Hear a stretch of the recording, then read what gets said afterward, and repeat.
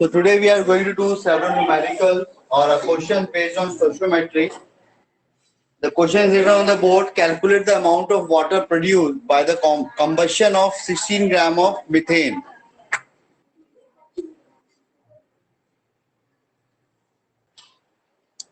So I hope question has been noted now.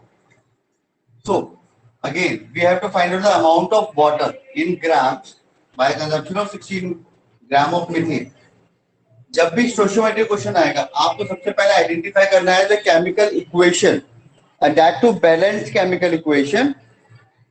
Combustion बोल रहा है ऑफ मीथेन. मीथेन होता है CH4 plus O2. It will give us obviously carbon dioxide and water. एक carbon है, दो hydrogen है, चार है यहाँ पे. तो क्या करना पड़ेगा? दो करना पड़ेगा. दो करेंगे तो यहाँ पे दो हो जाएगा. तो दो कार्बन हो जाएंगे तो ये बैलेंस हो गया. नहीं हुआ क्यों? बैलेंस क्यों नहीं हुआ?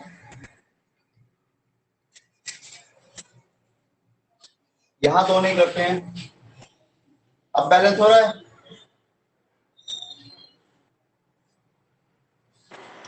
Yes sir. नहीं, यहां होगा. नो सर, तो 4 होगा. ठीक है. Now one molecule of methane is bond in oxygen to give one molecule of carbon dioxide and two molecules of water. ठीक है.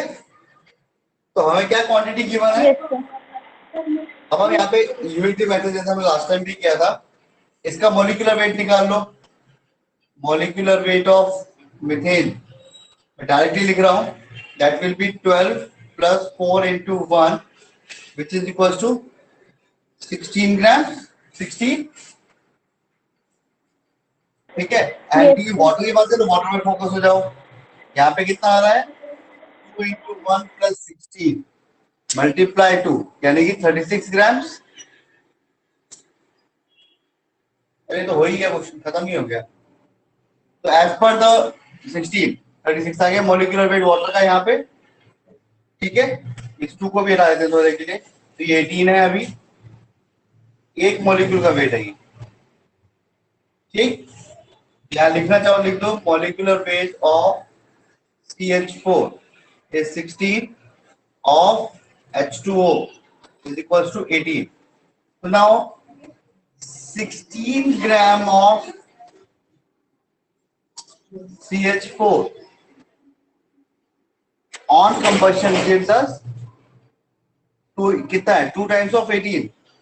2 into 18 grams of H2O. That means 36 grams of H2O. और hence the answer. आई बात समझ में? Yes sir. Copy down.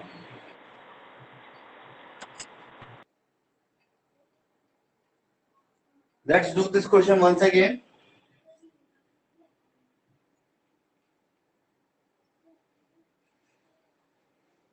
Now, question number 2. अब उनसे question की language बदल दी है, यूनिट्स बदल दी हैं. क्या कहता है वो? How many moles of CH4 आएगा यार. ऑफ CH4 यानी methane. How many moles of methane are required to produce 22 grams of CO2. एक मॉलिक्यूल मतलब एक mole at a given temperature and pressure. दो मॉलिक्यूल मतलब 2 मोल्स. वन मॉलिक्यूल मतलब 1 mole. And this is 2 molecule with 2 moles. ये बात समझ में आई? अब हमें यहाँ यस सर. को डील करना है ग्राम्स में और मीथेन को डील करना है इसमें मोल्स में. तो इस इक्वेशन को देखें तो 1 mole of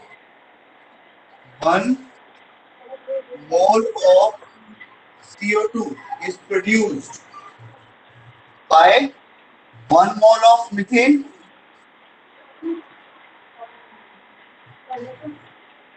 Right? As per the equation. Yes 1 mole sir. का मतलब क्या हो गया? कितने ग्राम हो गया? 12 plus 2 into 16 इसका मतलब हो गया 44 ग्राम CO2 is produced with 1 mole of methane. अब उसने पूछा था how many moles of methane, how many moles of CH4. तो हमें क्या करना होगा, 1 ग्राम ऑफ CO2 किससे मिलेगा, 1/44 मोल्स ऑफ मीथेन, CH4 लिख रहा हूं मैं. 22 ग्राम किससे मिलेगा, 22 इंटू 1/44, यानी कि 1/2 मोल्स ऑफ मीथेन. समझ में आया? Yes, sir. Copy down.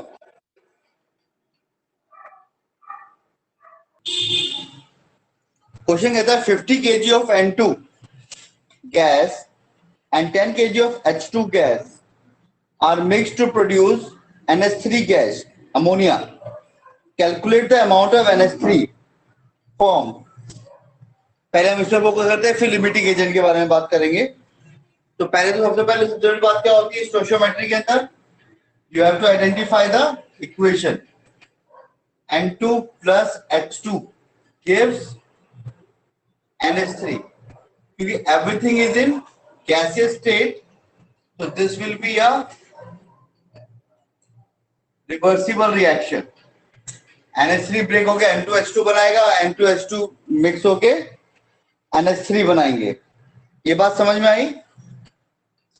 तो पहले इसको बैलेंस करते हैं. बैलेंस करने के लिए क्या करना पड़ेगा, NH3 यहां तो 2 चाहिए तो 6 हो गया, तो यहां 3 चाहिए. N2 plus 3H2 gives 2 NH3 is a balance equation. ये बात समझ में आई? अब क्योंकि ऑलरेडी हमारे पास क्वांटिटी बहुत ज्यादा है, क्वांटिटी बहुत ज्यादा है, तो हम नंबर ऑफ मोल्स निकालेंगे किसके, N2 के, H2 के और NH3 के. ठीक है. क्वेश्चन क्या है, calculate the amount of NH3 form. ठीक है. तो अगर इस इक्वेशन की बात करें, 1 मोल 1 molecule 1 mole, 3 molecule 3 mole, 1 mole of N2 react with 3 mole of hydrogen gas to give 2 mole of ammonia. हाँ या ना? Yes, sir. तो अब क्या करें, नंबर ऑफ मोल्स निकालें पहले.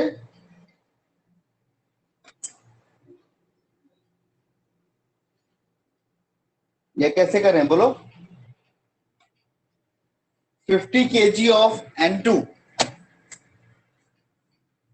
50 kg N2 का मतलब क्या हो गया, 50 इंटू 1000 ग्राम ऑफ N2, ये इसका वेट है. और एटॉमिक वेट कितना, मॉलिक्यूलर वेट कितना होगा इसका N2 का, that is 2 into 14. Answer is 28 grams. Answer is 28 grams. ठीक है. तो 50 kg का यानी कि 28 ग्राम्स N2 का 1 मोल N2 है. तो 1 ग्राम N2 का कितना होगा, 1/28 मोल हो जाएगा N2. और अब कितना वेट है हमारे पास, 50,000 ग्राम. अगर N2 मिले मेरे को तो क्या हो जाएगा, 50,000 अपॉन 28 मोल. अब यहां पे हम साइंटिफिक नोटेशन का इस्तेमाल करेंगे. मैं इसको 50/28 करूंगा, इंटू 10⁻³ कर दूंगा, ताकि मेरे को कैलकुलेशन में आसानी पड़े.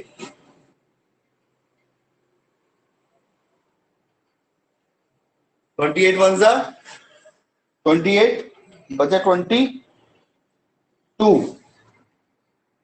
तो यह आंसर आएगा 1.76. यह आंसर आएगा 1.78 10⁻³ मोल. सही कर रहा हूं मैं या कुछ गलती कर दी?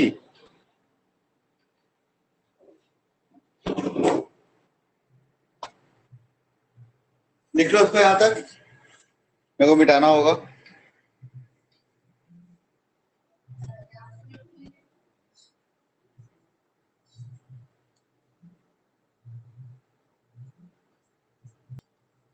Now similarly we will find the number of moles of hydrogen gas also. अब यहाँ पे क्या है, 1 मोल नाइट्रोजन को यूज करने के लिए मेरे को 3 मोल ऑफ हाइड्रोजन लेना पड़ता है, ठीक है।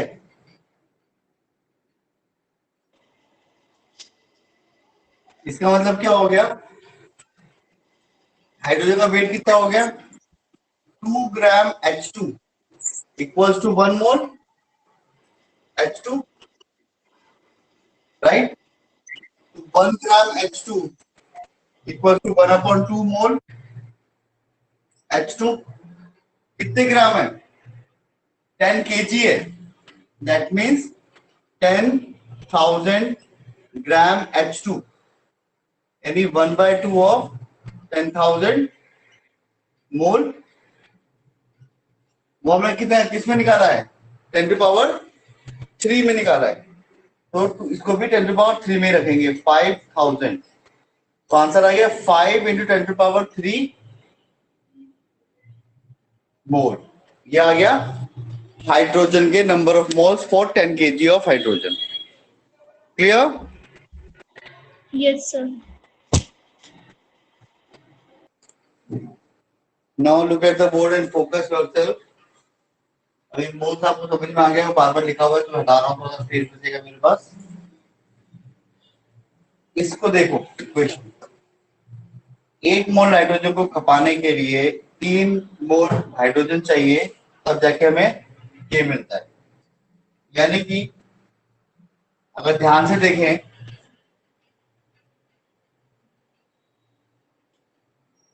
3 मोल hydrogen react with 1 mole nitrogen,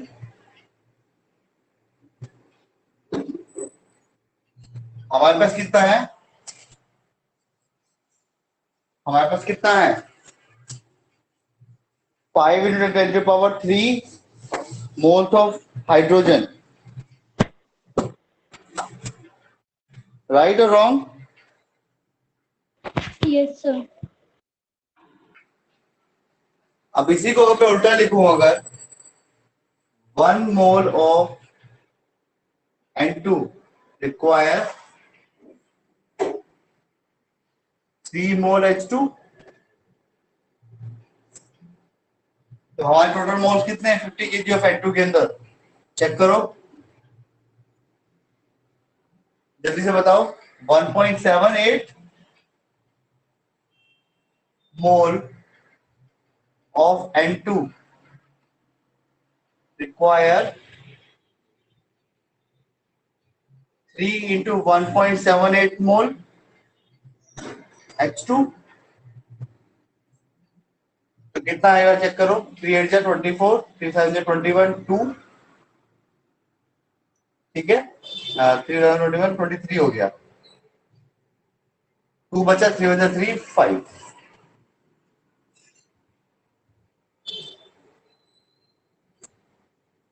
But we have only कहाँ पे गड़बड़ हो गई है, यहाँ हो गई, into 10⁻³ मोल, into 10⁻³ मोल, into 10⁻³ मोल, ठीक है। तो but we have only 5 × 10⁻³ moles of H2। जो क्वांटिटी रिएक्शन में कम होती है वही हमारी लिमिटिंग एजेंट हो जाती है। तो इस पूरे क्वेश्चन के अंदर लिमिटिंग एजेंट कौन सा है, H2, क्योंकि ये जल्दी एग्जॉस्ट हो जाएगा, क्योंकि अपने को रिक्वायरमेंट है 5.34 की और हमारे पास है कितना, ओनली 5। ये बात समझ में आई? Yes, sir. Copy down.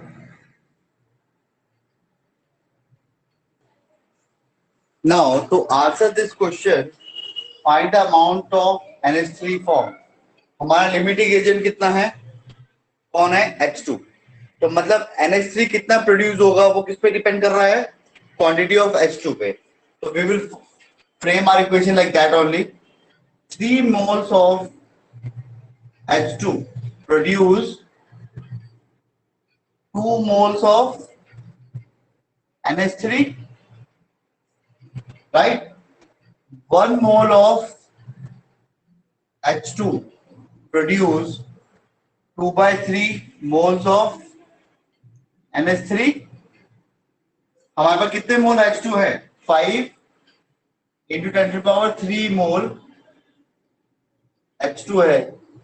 तो ये जाएगा 2/3 into 5 10⁻³ मोल NH3 प्रोड्यूस होगा.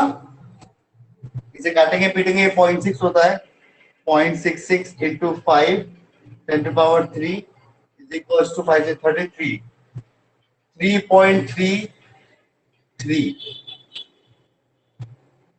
10⁻³ moles NH3 will be produced. अब आप चाहो तो इसे ग्राम्स में कन्वर्ट कर सकते हो. और ग्राम में कन्वर्ट करने के लिए क्या करना पड़ेगा? हमें इसका मॉलिक्यूलर वेट निकालना पड़ेगा.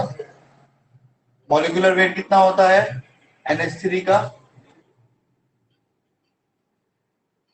ये होता है 14 plus 3 into 1 that is 17.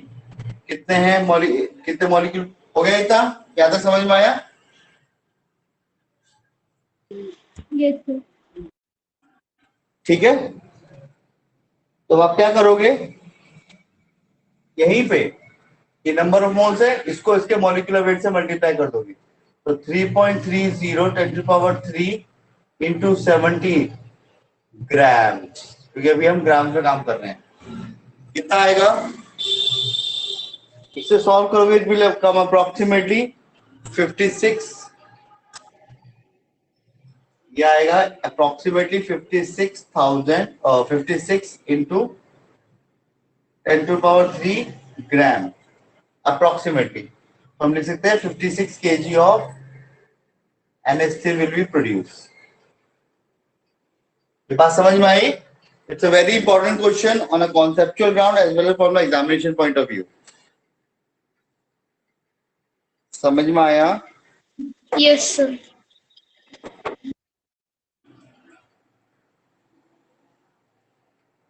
Copy down please. NCERT question number 3 कहता है determine the empirical formula of oxide of iron which has iron 69.9%. Iron कितना दे रहा है वो? आयरन का सिंबल होता है Fe that is 69.9%. And dioxygen का मतलब होता है O2. ठीक है, दैट इज इक्वल टू 30.1%. तो जब भी ऐसा होगा तो आप एक टेबल फॉर्म करेंगे. वो टेबल कैसा होगा मैं आपको बताता हूं, जिससे आपको कैलकुलेशन बहुत आसान हो जाएगी. ये हम बचपन में करते थे. एलिमेंट का नाम लिखेंगे आप, जो है हमारे पास आयरन है, ऑक्सीजन. यहाँ पे डाई ऑक्सीजन नहीं लिखेंगे. फिर उसका सिंबल लिखेंगे आप. आयरन का सिंबल क्या होता है? Fe. ऑक्सीजन का सिंबल होता है O. फिर आप परसेंटेज बाय मास जो भी गिवन है, मास परसेंट लिखेंगे दैट इज 69.9% एंड 30.1%. राइट. अब इसके बाद आप इस एलिमेंट का एटॉमिक मास लिखेंगे. Atomic mass of iron is 55.85 and इसका होता है 16.00. अगला कॉलम क्या बनाएंगे आप? रेशियो लेंगे. इसका वेट बाय एटॉमिक वेट. अगर मान लो ये टोटल मैं 100% ले रहा हूं तो मैं रेशियो लूंगा. रेशियो किसका लूंगा? इन दोनों का. वेट कितना है? 69.9 अपॉन 55.85। ये सॉल्व करोगे तो आंसर आएगा 1.25। ठीक है, ये बात समझ में आई यहां तक? Yes, sir. आगे हमें दे रखा है 30.1 डिवाइड बाय एक एटम का mass, that comes out to be 1.88। अब हमें निकालनी है सिंपलेस्ट रेशियो। अब हमें क्या निकालनी है? Simplest ratio. अब इनमें से तो छोटा नंबर कौन सा है? 1.25। तो सिंपलेस्ट फॉर्म क्या आएगी? 1.25 by 1.25 एंड 1.88 by 1.25। ये तो सीधा सीधा 1 आ गया, और ये कितना आएगा? 1.5 आएगा। अब अगेन हमारे पास एक वैल्यू फ्रैक्शन में आ रही है और एक वैल्यू होल नंबर में आ रही है, और हमें क्या चाहिए होता है इंपीरिकल फॉर्मूला के लिए? Whole number. मेरे पास एक वैल्यू 1 आ रही है और एक वैल्यू 1.5 आ रही है, तो इसको इन दोनों नंबरों को किससे मल्टीप्लाई करूं कि भाई दोनों नंबर होल हो जाए? आंसर इज 2 से मल्टीप्लाई कर दो। ये हो जाएगा 2 से मल्टीप्लाई 2 करके 2 आ जाएगा, और 1.5 3 हो जाएगा। यानी कि आयरन एटम 2 होंगे और ऑक्सीजन एटम 3 होंगे। तो दैट मीन्स मेरा एम्पिरिकल फॉर्मूला बन गया आयरन ऑक्साइड का Fe2O3। ये बात समझ में आई? Yes, sir. कॉपी डाउन, ये टेबल बहुत इंपॉर्टेंट है, ध्यान रखिएगा।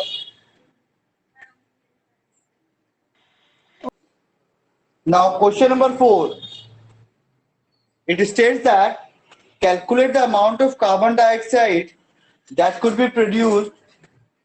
पार्ट दे रखिए 1 mole by 1 mole of carbon is burned.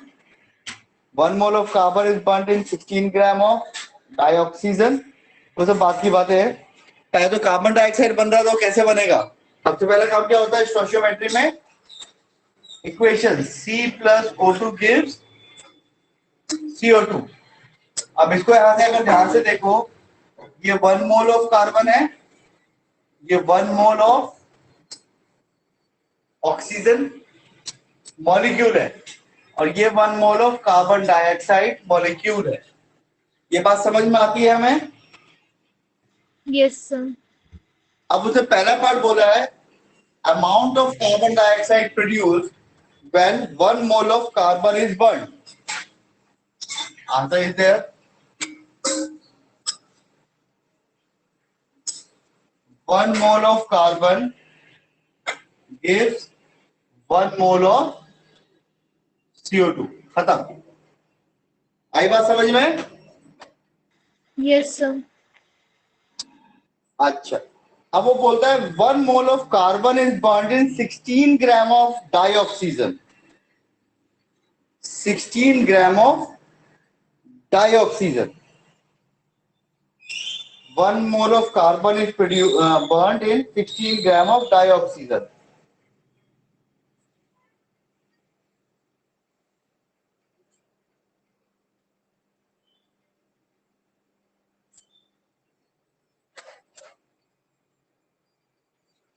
Sixteen gram. अब ध्यान से देखो part 2। 1 mole of O2 is equal to मतलब 2 मोल्स ऑफ ऑक्सीजन एटम,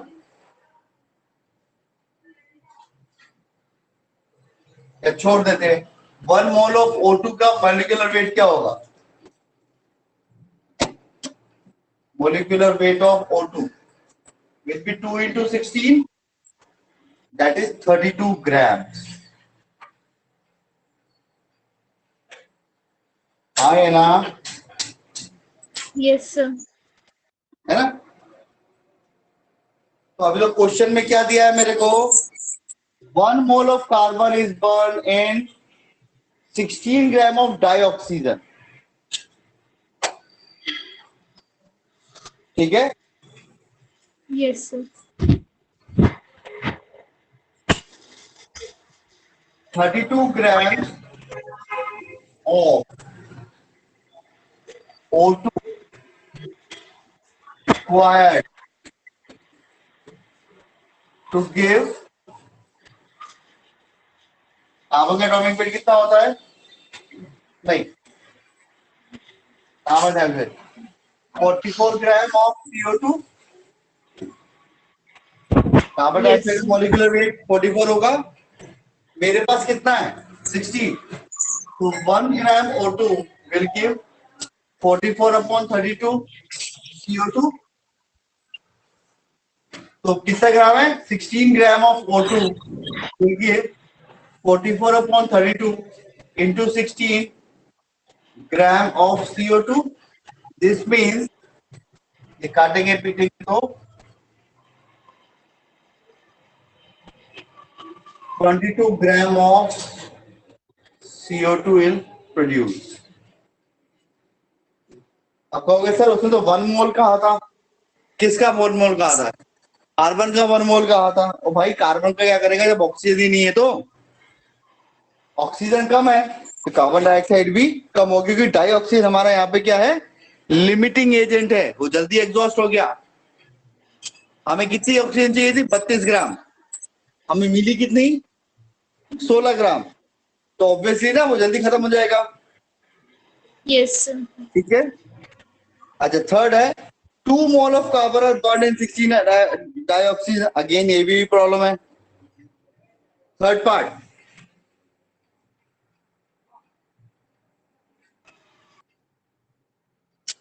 अब सिंपल हमने अभी यहाँ पे चेक कर दिया कि 16 ग्राम O2 is the limiting agent, तो ऑक्सीजन मेरा लिमिटिंग एजेंट है। ठीक है, तो मैंने लिख दिया यहाँ पे, तो ये रिएक्शन को लिमिट करेगा। कार्बन कितनी मर्जी बढ़ा लो उससे कोई फर्क तो पड़ना नहीं है, क्योंकि ऑक्सीजन कम है, तो कार्बन डाइऑक्साइड कितनी बनेगी? उतनी ही बनेगी जितनी पिछले पार्ट में बनी थी, that is 22 grams. Answer Yes. is 22 grams of CO2 will be produced for the third part. समझ में आया? Yes, sir. तो आज के सेशन के लिए इतना ही। बाकी आप प्रैक्टिस करें, कोई तकलीफ आती है ट्राई करें, तो will discuss in the next class. Okay, sir. चलो।